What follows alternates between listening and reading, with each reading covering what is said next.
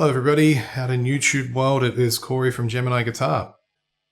Okay, so first things first, I am in standard tuning and the sound that I'm using is listed over in my sound and setup over the website geminiguitar.com.au. It's the piezo acoustic preset. You'll scroll down a bit on the My Sound setup page and that will give you the information you need if you want to emulate this. The other thing is I do have a collection of download products available, so if you want to support the channel, that's the way to do it. You just go over there and you can buy any or all of them. I do have packs as well that save you money, so if you want to do that, that would be greatly appreciated. Go and check it out at the website geminiguitar.com.au. Okay, so we are going to be starting on the low 6th string, which means we're not starting on the root note, but these are still notes from the E natural minor scale, just starting from a different point. So we have the B note, C, D, this is where the root note is on the A string, E, then F sharp, G.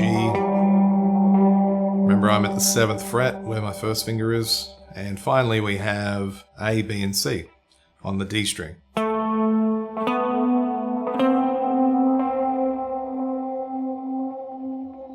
Now I'm not going to show you any specific ways to play through this. Well, maybe I might, just a couple. But the main focus is just to understand that all these scale tones, when combined with the 3rd, 2nd, and 1st string, will basically give you an entire repertoire of really interesting sounding voicings that you can use to come up with your own music, basically.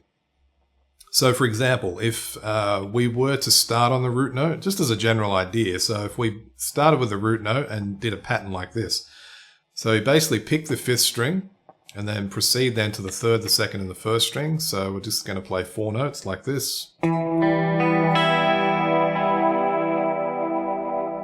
the most basic thing you can do, once you've learned all your scale tones, of course, is just do that with each of those. So it'll sound like this.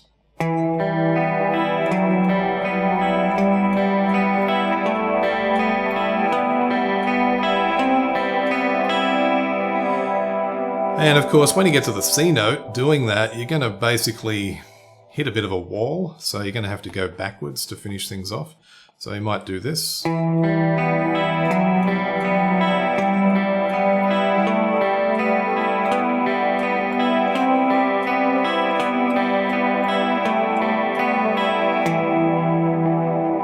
So that's one of the ways you could do things. And that would be, of course, ascending.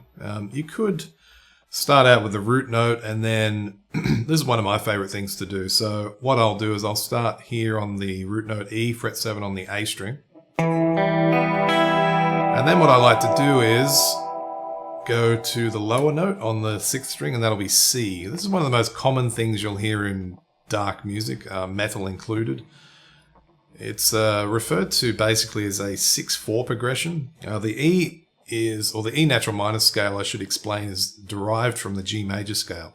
So that is the 6th point in the G major scale, the E. The C is the 4th point in the G major scale, and that's why it's referred to as the 6 and the 4. So if you did something like this,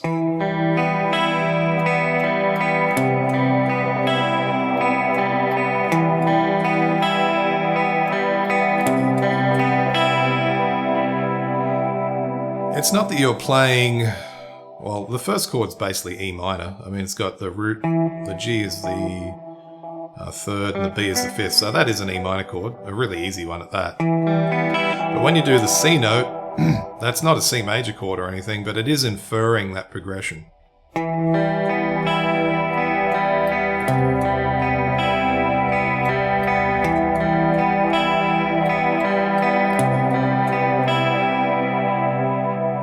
Anyone out there that listens to Fields of the Nephilim, you'll notice they use that exact progression a lot in their music. I actually like to call it the Iron Maiden progression, because if you listen to Iron Maiden's music, that's what they'll often do. They'll start on the 6 and then proceed to the 4 and base their riffs off that sort of sound. Either that, or they'll start at the 4, go up to the 5, and then go to the 6 in the progression. As in, like if I was to play that with power chords, I'll just show what I mean. So if you start on a C power chord, and then you go to a D, and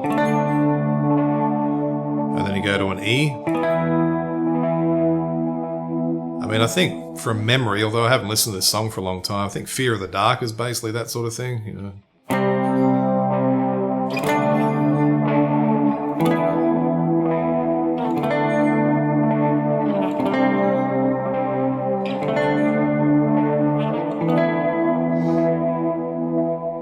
So that's helpful to know. That's why I'm giving you some background on that, because if you listen to both those bands, Iron Maiden and Fields of the Nephilim, you'll pick up that that's a progression they like to use a lot in their music. But as I said, it's very common in dark forms of music just because it sounds so cool, and there's so many different ways you can use it. So anyways, that's one way of doing it, or another way of doing it, I should say, because we've looked at two so far. That tends to get a bit boring, obviously, after a while. It is simple, of course, but it still sounds cool, but you're going to want to mix it up a bit. So one of the other things you can do is start with that idea, and then instead of returning to the C note the second time through, you might use the D instead, like this.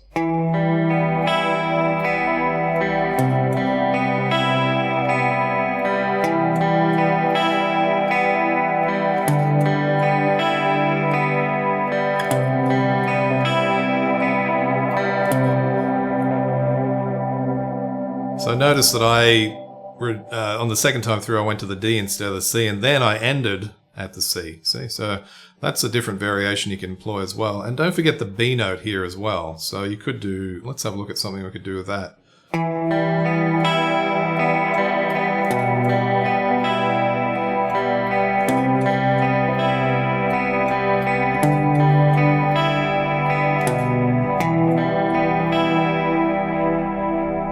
So that's a nice little concept you could employ there too. So from the E to the B, and then maybe C to D and back to B. And it's going to depend on how you proceed rhythmically. And this is what all music comes down to. So the ingredients come down to basically two things: the choice of notes and the rhythm. And of course the tempo. And that's why this is such a cool idea and concept to explore, because you can actually get quite a bit of... you can generate quite a few different types of ideas out of this. You can also use this for metal as well, if you would like. It works pretty well for that as well.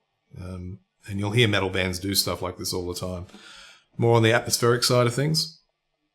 So that's basically three things you can do with all those notes. Three types of ideas. From there, you just basically want to mix it up. And then try different tempos. I mean, I'm playing it at a slow tempo because it fits the lesson better, so you can actually see and hear what I'm doing properly. But, you can speed it up too and practice your arpeggiation technique. Maybe something like this.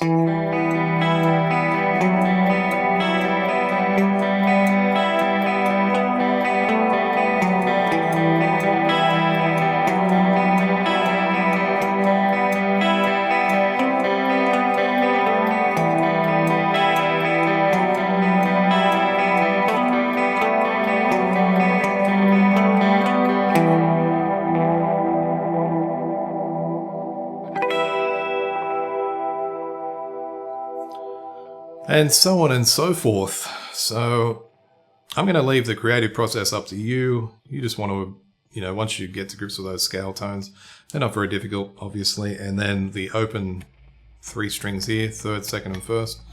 And then all you've got to do is to start, I'd recommend using a drum beat. And then from that point, it always helps to have a drum beat behind you at a certain tempo. I always find I can get more in the groove, like literally more in the groove, when I have a drum beat behind me. And if you've got someone that actually plays drums, that's even better. But drum machine will suffice, and just a basic beat at that. Okay, so there will be a PDF scale diagram over at the website. You can check the link in the description. That will take you directly to the page. And don't forget, if you want to support the channel, you can do that just by purchasing anything from the download store, and that would be greatly appreciated. But until the next lesson, bye for now.